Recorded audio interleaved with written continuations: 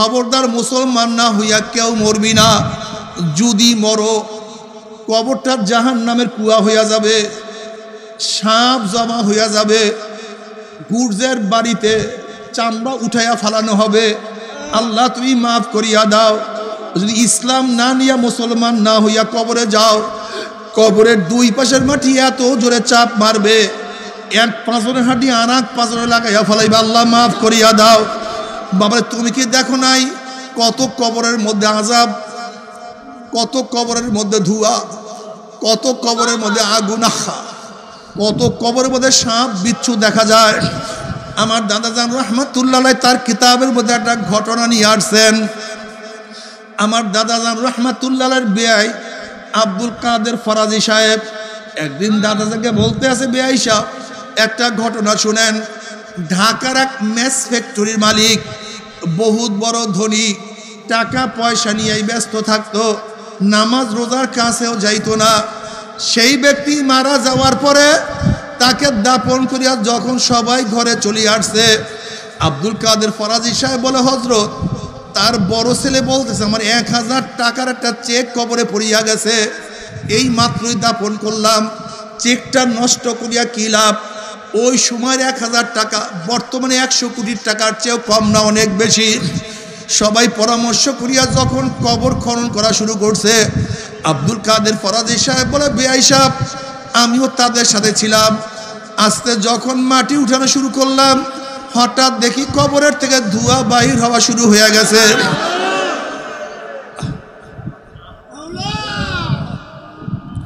আমরা চিন্তা করলাম এগুলি কিছু না, গ্যাস পরম করছে বা অন্য কিছু হয়েছে। আব্দুল কাদের ফরাজি সাহেব বলে, বেয়াই আমরা আস্তে আস্তে মাটি উঠাইতে আছি, ধোঁয়াও পরিষ্কার হয়ে গেছে। বলে, বেয়াই সাহেব যখন আমরা বাঁশ উঠাইলাম, হঠাৎ লাশের দিকে তাকাইয়া দেখি লাশের জিভটা টানিয়া নাবিস্তাল করে ঝুলাইয়া ফেলাইছে, হাত পা ভাঙ্গি একত্রিত করিয়া ফেলাইছে। আগুনের ছাপ চেহারার মধ্যে লাগার কারণে পুরিয়া সারকার হয়ে গেছে। আল্লাহ আমাদের সবাইকে মাফ করিয়া দাও। আব্দুল কাদের ফরাজি সাহেব বলে, বেয়াই এই অবস্থা দেখি আমরা যারা ছিলাম সবাই চিল্লান দিয়ে বেহুশ হয়ে পড়িয়া গেলাম। 15-20 দিনের মধ্যে আমার মুখের মধ্যে ঠিক মতো খানা যায় নাই, পানিও পান করতে পারি। বাবারে তুমি কি বুখারী শরীফের মধ্যে রওয়ায়াত দেখো নাই? আসমা বিনতে আবু বকর রাদিয়াল্লাহু তাআলা আনহুমা ফরমান, নবী আলাইহিস সালাতু ওয়াস সালাম খুতবা দেওয়ার জন্য দাঁড়াইলেন।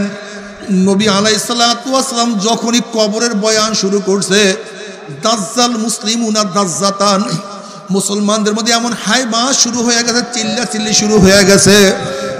নাসাই শরীফের রওয়ায়াতের মধ্যে আসছে, রাবি বলে সাহাবাদের চিল্লাচিল্লির কারণে, কান্নাকাটির কারণে নবী কি আলোচনা করতেছিলেন, বয়ান করতেছিলেন আমি শুনতে পাইতেছিলাম না।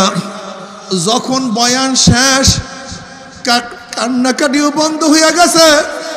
আমি কাছের একজনকে প্রশ্ন করলাম, নবী এমন কি বয়ান করছে যে বয়ান করার কারণে সাহাবাদের মধ্যে এরকম অবস্থা, এরকম হাইবা শুরু হয়ে গেছে?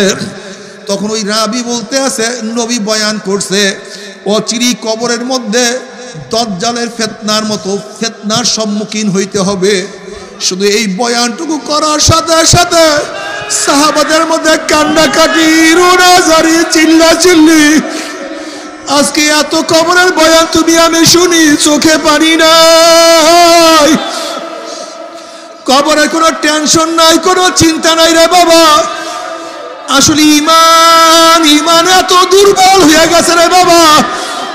উসমান গনি রাদিয়াল্লাহু তাআলা কবর দেখলে এমন ভাবে কান্নাকাটি করতেন, দাড়ি মোবারক ভিজিয়া ভিজিয়া পানি পড়তো।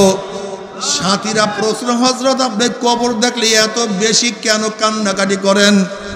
উসমান গনি রাদিয়াল্লাহু বলেন, হে আমার সাথীরা, আখিরাতের যতগুলি ঘাঁটি আছে এর মধ্যে প্রথম ঘাঁটি হলো কবর। এই কবর যার সাথে ভালো ব্যবহার করবে, আশা করা যায় পরবর্তী ঘাঁটিগুলিতে তার সাথে ভালোই ব্যবহার হবে। আর কবর যদি কারোর সাথে খারাপ ব্যবহার শুরু করিয়া দেয়, কবর যদি কবরের মধ্যে আগুন ধরাইয়া দেয়, কবরের মাটি যদি কাউকে চাপ দেওয়া শুরু করে, আল্লাহ মাফ করিয়া দাও, আর তো উপায় হবে না। আল্লাহ আল্লাহ তুই আমাদের সবাইকে মাফ করিয়া দাও, আমাদের সবাইকে ক্ষমা করিয়া দাও। আল্লাহ তওবা করিয়া কবরে যাওয়ার তৌফিক দিয়া দাও। বাবারে, ও যুবক বাবারা, ও পর্দালয় মা বোনেরা, আজকে একা একা এক রুমে ঘুমাতে পারি না, ভয় লাগে। একা এক বাড়িতে থাকতে পারি না, ভয় লাগে। জঙ্গলের মধ্যে একা যাইতে পারি না, ভয় লাগে। অন্ধকারের রাস্তায় একা হাঁটতে পারি না, ভয় লাগে। আর ওই জঙ্গলের মধ্যে কবরের মধ্যে একা কেমনে থাকবো? সাথী নাই, পাতি নাই, সাহায্যকারী কেউ নাই।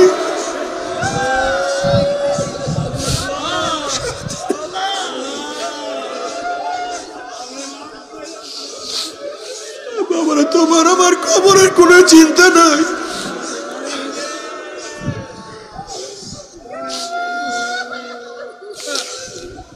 আম্মাজান খাইজুল কুবরা রাদিয়াল্লাহু